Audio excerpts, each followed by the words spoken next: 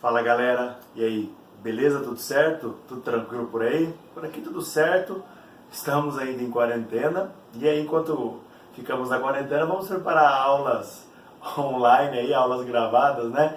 Vamos falar hoje sobre espaço geográfico brasileiro e as suas divisões aí, né? E aí, quando falamos de Brasil em seu território, temos o quinto maior território do mundo, né, em extensão. Primeiro temos ali a Rússia, depois temos o Canadá, depois a China, Estados Unidos e depois nós aqui, Brasil. Nosso território aí é um território que ele é dividido pela linha do Equador, né? O norte do Brasil é cortado pela linha do Equador, e aí isso faz com que 93% do nosso território esteja no hemisfério sul e 7%, que é essa parte bem no extremo norte aqui, esteja no hemisfério norte. Então somos um país majoritariamente meridional, tá? Mas não 100%, tá? E agora na parte de divisão do mundo ocidental e oriental, aí o Brasil 100% na parte ocidental, na parte oeste do mundo. Falamos que o Brasil é um país equidistante. O que quer dizer isso? As distâncias norte e sul aqui, ó, então, esses 4.394 quilômetros, distância norte e sul, para a distância leste-oeste, ela é pequena, porque aqui tem 4.394, aqui 4.319, ou seja, as maiores distâncias aqui, elas são próximas, então somos um país equidistante, tá? E um outro conceito que a gente tem também quando falamos de Brasil é o país dos arquipélagos econômicos. Ou seja, arquipélago seria um conjunto de ilhas, né? Quando você fala de ilhas econômicas, nós estamos falando então que dentro do Brasil você vai ter pequenas áreas, algumas regiões, alguns lugares onde há um desenvolvimento econômico maior, áreas principalmente ligadas à região sudeste do Brasil. Então não há um desenvolvimento igualitário pelo território, e sim alguns pontos de desenvolvimento, tá?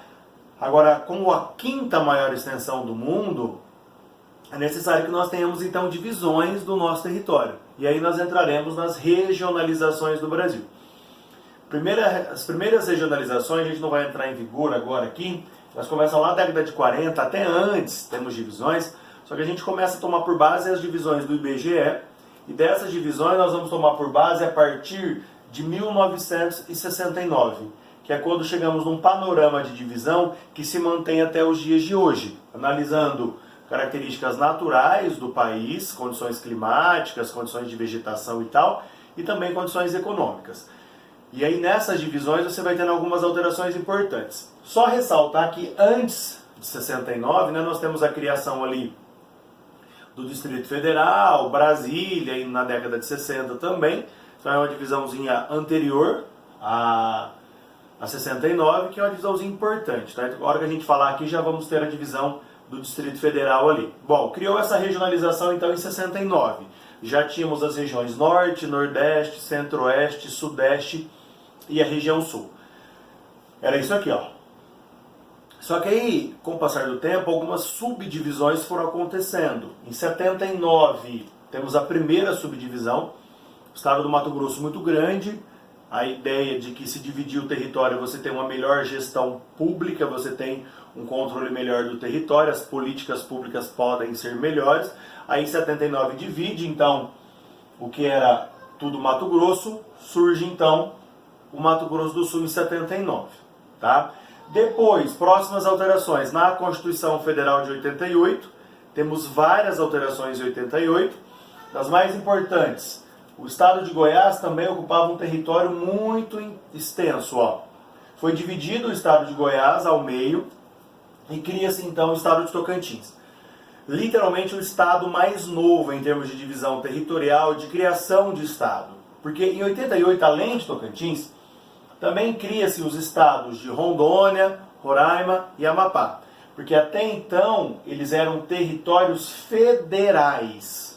Eles tinham leis federais, autarquias federais, não era estado. Em 88 também são colocados como estados, mas eles já tinham a sua divisão territorial, eles já existiam enquanto território. Tocantins ainda não. Então, de fato, Tocantins é o estado mais novo no Brasil de maneira mais ampla, tá? E quando cria-se Tocantins, você vai perceber aqui, ó, que esse território de Goiás, que pertencia à região centro-oeste, quando é criado Tocantins, vai para a região norte. Tá? Então a região centro-oeste perde território e a região norte ganha território e ganha mais um estado. Isso em 88. Tá? E depois também você tem a destinação de Fernando de Noronha, que também era um território federal. Fernando de Noronha passa a pertencer ao estado de Pernambuco. Essas foram as últimas alterações. A última tentativa de divisão foi o estado do Pará. Houve uma tentativa de dividir o Pará aí. Iria se criar o estado do Carajás, o estado do Tapajós, mas não foi aprovada essa divisão. Então, resumindo, hoje nós teremos 26 estados e o nosso Distrito Federal. Então, região Norte, Nordeste, Centro-Oeste, Sudeste e Sul e o Distrito Federal, onde temos a capital federal e temos Brasília. Tá? Então essas são as nossas 5 regiões com a divisão do IBGE, certo? Só que temos outras duas que caem no vestibular. Qual que é a outra divisão que a gente tem? A divisão de 1967, que a gente chama de regiões geoeconômicas, que é uma forma de dividir o território pensando só nas condições econômicas. Não leva em condição os aspectos naturais, como o IBGE também faz. Aqui é só a questão econômica, criado pelo Pedro Pinchas aqui, né? E essa divisão vai colocar o Brasil em 3 áreas. Parte da floresta amazônica, região da Amazônia, onde você vai ter lá em 67 somente a floresta amazônica, com desenvolvimento econômico muito, muito pequeno. Região Centro-Sul, que seria a parte de maior desenvolvimento econômico do Brasil, a parte com maior crescimento industrial, agrícola e tudo mais. E a parte Nordeste, que seria a região com maior contraste natural e socioeconômico, ou seja, a parte litorânea do Nordeste mais rica, zona da mata, a parte do interior, que é o sertão, bem mais pobre, e seria a região mais pobre aí, do nosso país. E aí você teria esse mapa aqui, ó. Então, região amazônica, Nordeste e Centro-Sul. Repare que ele não leva em condição, em característica, as fronteiras dos territórios, ó. Então ele corta o território ao meio, porque o importante aqui é a divisão econômica e não territorial. Então os estados são cortados ao meio, porque a ideia é dividir economicamente. Só que a gente pegar essa divisão hoje, falar, olha, região da Amazônia é só floresta amazônica, não tem desenvolvimento econômico expressivo e tal. Aí você olha para o mapa, pegar essa parte do Mato Grosso, Tocantins e tal, é uma área com desenvolvimento econômico gigantesco hoje, aliado à agricultura, à pecuária, ao agronegócio aí e tudo mais. Então, não é mais só a região hoje de floresta amazônica. Então, essa divisão aqui, ela não se encaixa de fato mais na realidade nacional, atualmente, né? E por último, e não menos importante, a divisão feita por Milton Santos, né, o maior geógrafo do Brasil aí, e ele dividiu o Brasil em 4 regiões na década de 90. Então ele continuava dividindo a região amazônica, só que na região amazônica dele você não tem Tocantins, né?